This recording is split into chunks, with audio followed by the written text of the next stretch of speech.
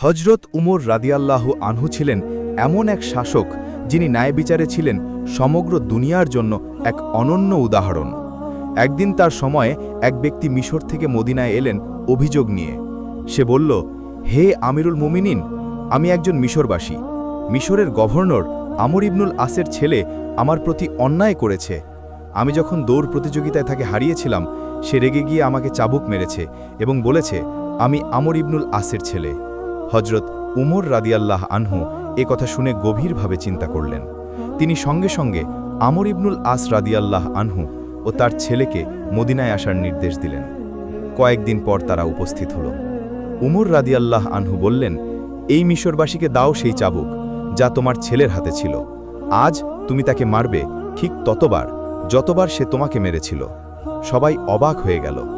উমর রাদিয়াল্লাহ আনহু বললেন, হে মানুষ, কবে থেকে তোমরা মানুষকে দাস বানিয়ে ফেললে, অথচ তাদের মায়েরা তাদের স্বাধীন জন্ম দিয়েছে। এই কথা শুনে পুরো দরবার নিস্তব্ধ হয়ে গেল। সেই মিশরবাসী তখন আমর ইবনুল আসের ছেলেকে মারল ঠিক ততবার যতবার সে অন্যায় করেছিল। এই ছিল উমর রাদিয়াল্লাহ আনহুয়ের ন্যায় বিচার, যেখানে শাসক ও অন্যের সামনে বিচারাধীন, কোনো ভয় নেই, কোনো প্রভাব নেই, শুধু সত্য ও ইনসাফ। তার শাসনকালে বলা হতো, যদি ইউফ্রেটিস নদীর তীরে কোনো গাধা ক্ষুধায় মারা যায়, আল্লাহ উমরকে জিজ্ঞাসা করবেন কেন সে গাধার দেখভাল করনি। এমন ছিল তার দায়িত্ববোধ। তিনি রাতের বেলা সাধারণ মানুষের খবর নিতে রাস্তায় বের হতেন, মুখে চাদর পেঁচিয়ে, যেন কেউ চিনতে না পারে।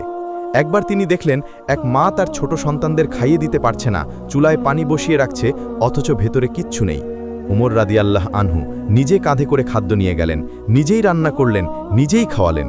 শিশুরা যখন পেট ভরে খেয়ে হাসল, উমর রাদিয়াল্লাহ আনহুয়ের চোখে পানি এসে গেল।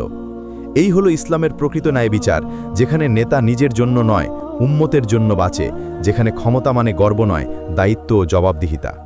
হে আল্লাহ, আমাদেরকেও এমন ন্যায়পরায়ণ হতে তাওফিক দাও, অন্যের হক যেন আমরা কখনো নষ্ট না করি। আমিন।